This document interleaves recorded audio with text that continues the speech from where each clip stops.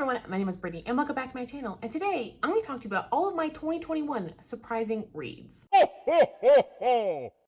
Brittany, bitch.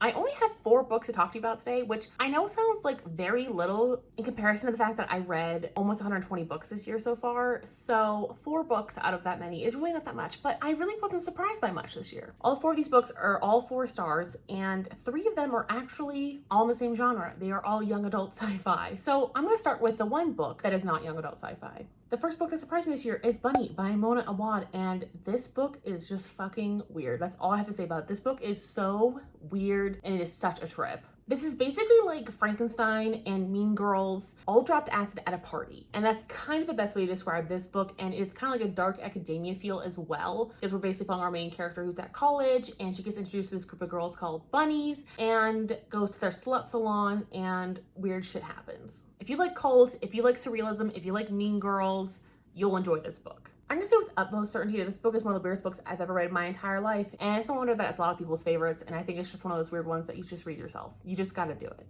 So here we are now in the YA sci-fi category, and I didn't really realize so much of my surprising reads were young adult sci-fi, as well as some of my best books. And these are not bad books by any means, just because they're on the surprising list. They're all 4 stars instead of 5 stars, so to me, they're a surprising read. The second one I want to talk to you about is Iron Widow, and this book, you know, on paper does not look like something I would necessarily enjoy, but I overall really did. This book is like YA sci-fi fantasy, dystopian. We're focusing on Zetian, who is our main character, and she basically enlists herself in the military to become a concubine pilot. And in this world, the men are these pilots who have these like big Pacific Rim battles with aliens called Hunduns, and they use a concubine pilot. So that means that there's always like a female and a male in like the cockpit, and basically the male energy always like it tends to end up killing the female pilot. That's what they're called, concubine pilots. They're basically kind of expendable. And her sister was used as a concubine pilot for one of the most famous pilots of this era. And so she's going to go to the military to kill him as revenge. But instead of getting her revenge with a sword, she ends up killing him with her mind.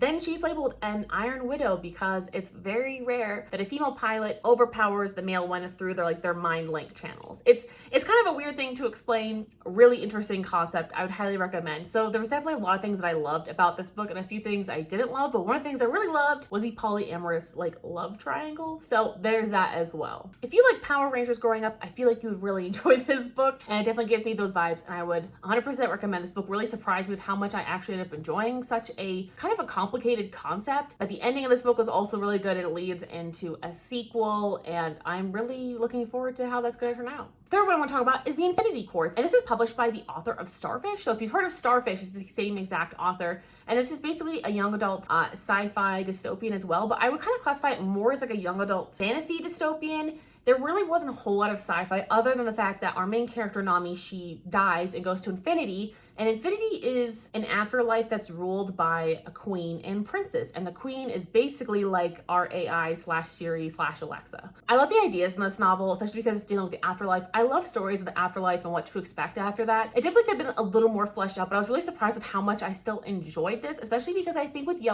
I really need to just also take off that veil of doubt and just go forward with so many of these YA books. Especially, I think I've realized that's one of my genres is YA sci-fi, and some of my favorite books are in that category, so I really don't know why I let these books surprise me as much as they did, but they definitely did. This book surprised me. If you liked the 2011 to 2017 dystopian YA era, I think you'll really enjoy this book. It really felt like this was published during that time. I really enjoyed it. It's a little tropey, it's a little repetitive, but I overall just like loved the feeling of it so much, and it just gave me the feeling of like when I read like a Twilight or the Hunger Games or Divergent for the first time. It just kind of gave me like that feeling of this dystopian sci-fi fantasy era of story, and I really was enjoying that, and I'm really looking forward to the sequel because I really want to know some of the things that happen later on. Speaking of the Hunger Games, the 4th book that surprised me this year was The Ballad of Songbirds and Snakes. I really was reading a lot of different reviews. A lot of people didn't like this book, and so I prepared myself to not like it, you know, because I love the Hunger Games series. I reread it this year. It was one of the, there's one of the best books I read all year, and it was amazing, even as a reread. And so reading this 4th kind of prequel, I was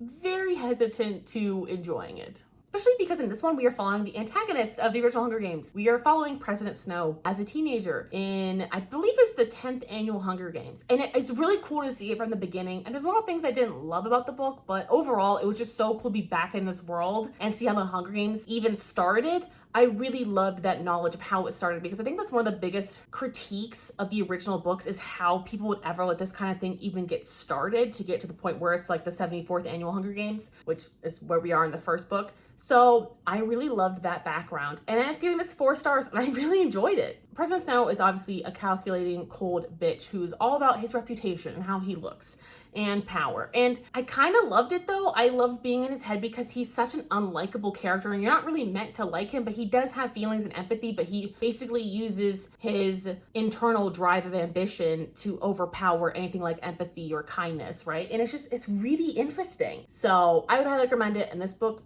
really surprised me. So I know I only had 4, but trust me, there are other books coming. I'm still planning on doing disappointing, the best books, and the worst books. And I don't really know if I had the greatest reading year, because the worst books and the most disappointing books are very long lists. And the most surprising books and the best books are kind of short this year. So if you love a good rant, go check those out. But in the meantime, it's Christmas. I'm gonna go eat my Christmas dinner that is almost done cooking, and I will chat with you guys later. Like and subscribe. Talk to you guys next time. Bye!